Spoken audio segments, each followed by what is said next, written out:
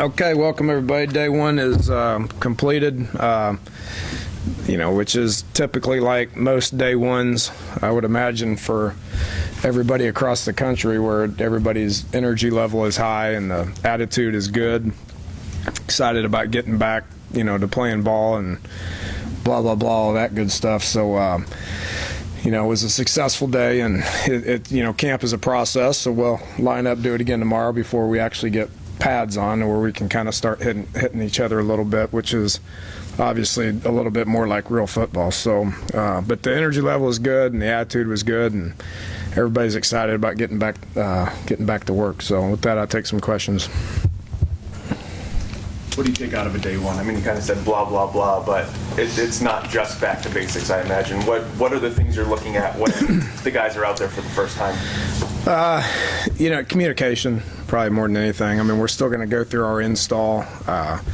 You do your best on teaching technique, but without actually colliding, it's hard to teach a lot of techniques. So you look at just the way the guys communicate, the tempo they play with, the attitude they play with, the energy they play with, and then, getting in and out of the huddle, getting the calls, communicating the calls, and then knowing what their assignment is, So was pleased with how that went. I mean, these guys have been practicing all summer this stuff, and this was the first time that we were able to watch it, but didn't see a whole lot of mental bus. There's going to be a lot of mental bus with very new guys, which existed a few times. But overall, I thought it was well. From an assignment standpoint. And as camp goes on, we'll focus more on what the technique aspects of things are, and continue to try to get them to play with a high level of effort. Dana, long ago, they used to worry about conditioning at this point in time. Is that a given now? You don't even concern yourself because they've done it all summer? Very much so. Yeah, I think our guys are in phenomenal shape. I like the way our team looks. It looks to me, and our staff has been talking about this all since yesterday, since they came back. And, it's been 8-9 weeks since we've seen them. And the team continues to change as guys are added, which we feel like we've done a good job of recruiting and getting guys in here that have a different body type and upgrading the level of athlete that we bring in.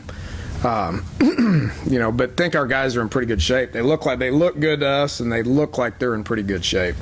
And, I do give Mike Joseph and his staff a lot of credit. They've done a great job for the last 9 weeks, all of them. And, we've had this discussion a bunch about how voluntary it is in the summer, but we had a high level of participation, and you can tell by the way those guys are running around and how they look.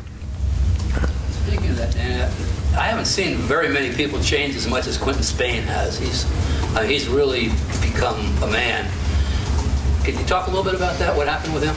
Well, he's just matured. I mean, guys mature. One of the most frustrating things for us to do offensively is rely on young offensive linemen. That's hard. It's just a very, very, very hard position to play at a young age. And when he was first here, I wasn't here, but the stories I heard was about 390 pounds or whatever it is.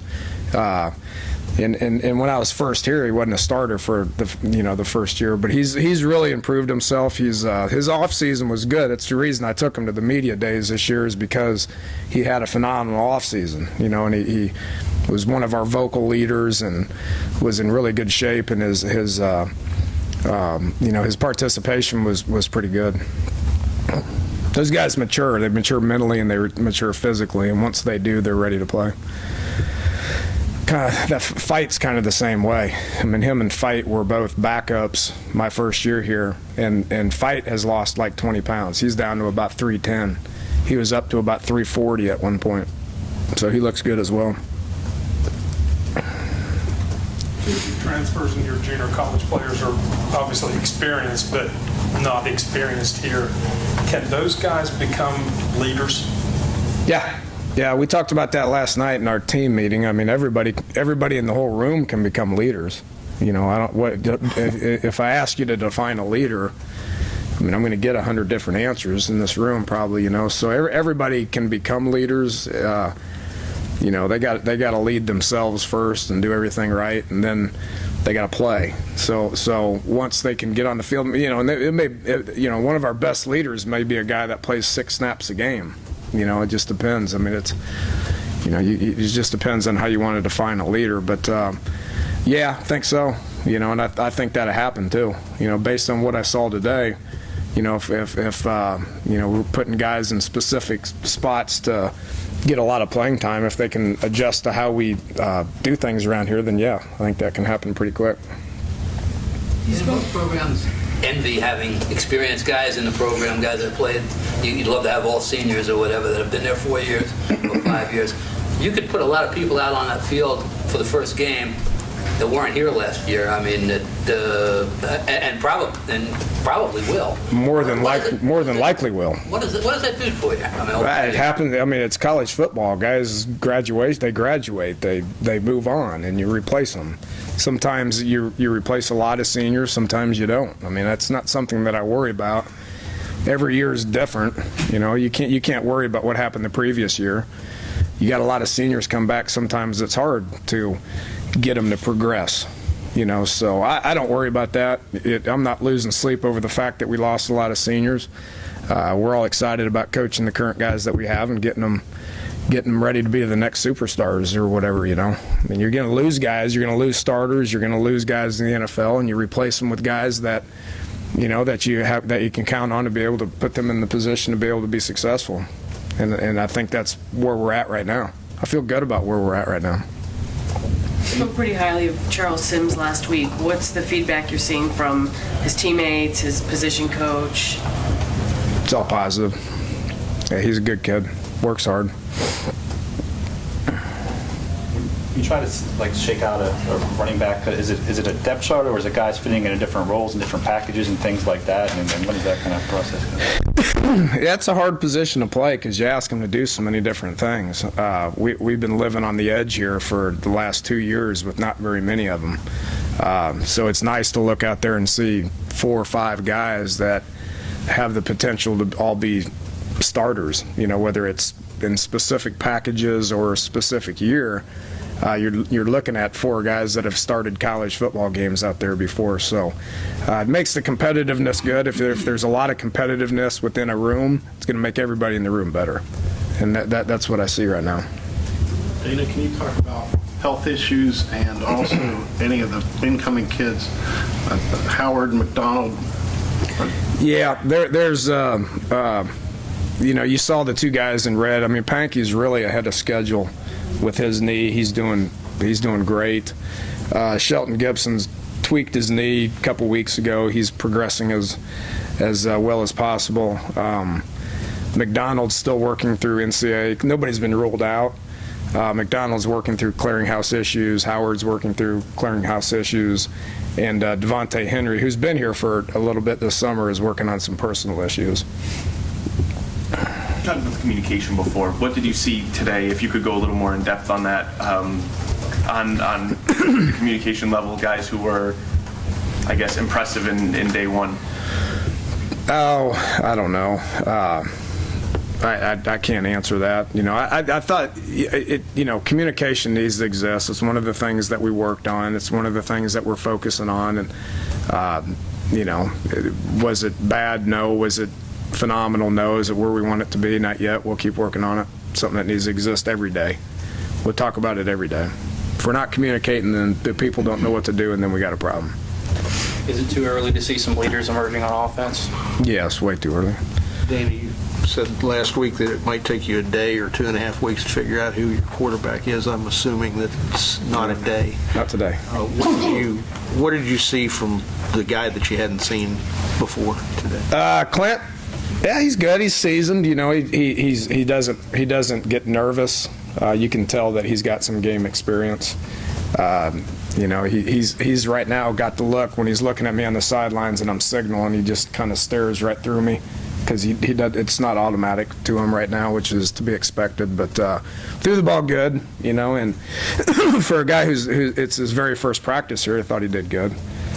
And again, I'm not judging the specific throws or checks or any of that. I'm just watching them operate. I'm watching them getting the signals and communicating it to the O-line and then executing the play to where it resembles football, and I thought he did all right there. How about Paul and Ford there? I mean, were they doing anything differently today than the last time you saw them when you guys left off in April? I don't know.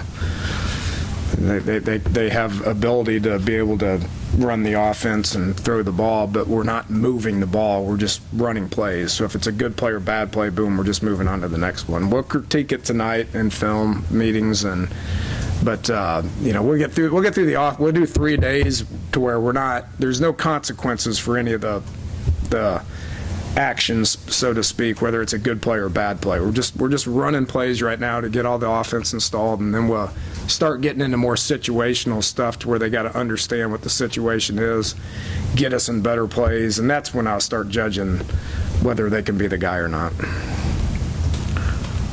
Is your installation going to be different considering you have so many guys that could factor in that weren't even here in the spring?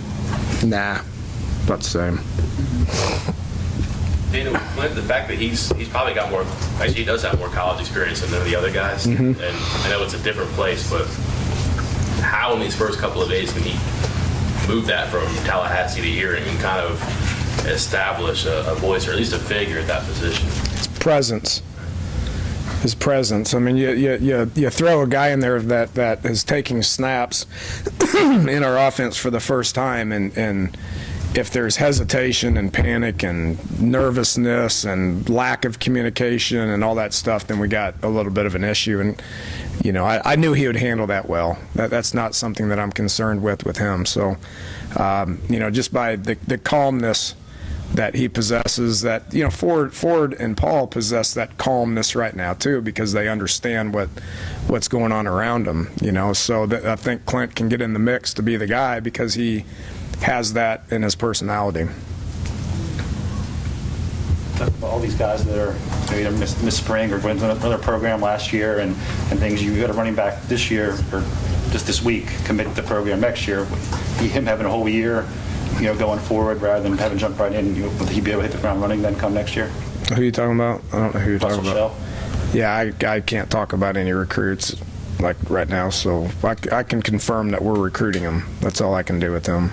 We're going to talk about the 102 guys that are on our roster right now. Dana, the 102, and I'm assuming that the reason it's not 105 is because of Howard, McDonald, and Henry. Mm-hmm. Okay. You've got 3 punters in there and 1 kicker. Are you that unsure about your punters, or are you that sure about your kicker? Is it? It just seems an odd I didn't even mix. know we had a third punter, to be honest with you. Yeah. I didn't either. I pay attention to the specialists when they do good, or unfortunately when they do bad, and then I lose my mind on them. But we signed Nick O'Toole. I mean, Molinari's been here for going on 3 years now. He's a great kid. He's a 4.0 student. He has game experience. But Nick O'Toole you guys saw him. He's a big, impressive-looking guy that can flip the field on you in a hurry. Didn't know about the third guy, to be honest with you. I'm not quite sure what his role is. I guess he was punting out there a little bit. Is Lambert the only kicker that you have? We have a couple more that are waiting in the wings. So we'll as we can bring those guys in, we'll bring them in. I know two are scheduled to come for when school starts, and if we have room to bring them in earlier, we've already talked about bringing them in earlier. It just seems if you're not bringing another kicker in to at least get a look at him early, then you may feel pretty confident about Josh Lambert. Josh Lambert is our kicker. Yes, we feel comfortable with Josh. We feel good about Josh. He is our kicker. During the portion of practice, Don't know if he's our kickoff guy. We'll figure that one out, but he's our kicker. during the part we saw, it seemed like you were paying extra attention to the defensive side of things. What did you like today out of the defense, and how far has that come with these guys working on their own for the last few months? Really good. Was impressed with their energy. We're so much deeper and so much more experienced. and it shows. It shows out there. Those guys were aligned quickly. And we had about 3 deep repping out there. I can't remember ever repping more than like 1.5 deep last year.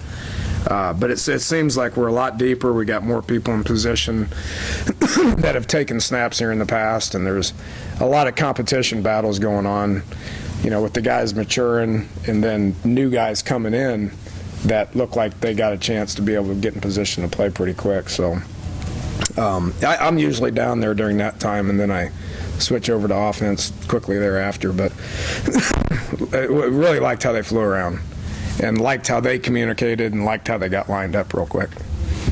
How much did that lack of depth hurt the defense last year, and how much, I guess, are you looking forward to? We have to talk about last year. I'd rather talk about 2013. We all understand the situation we were in last year. We're not going to keep focusing on what happened defensively in 2012. There's a lot of the same people that are now a year older. It's really pretty close to the same system, and we have a lot more depth. So I'm pretty excited about where we're at. Coach, when you look at the video from today, what are some of the smaller things you and the staff will be looking for?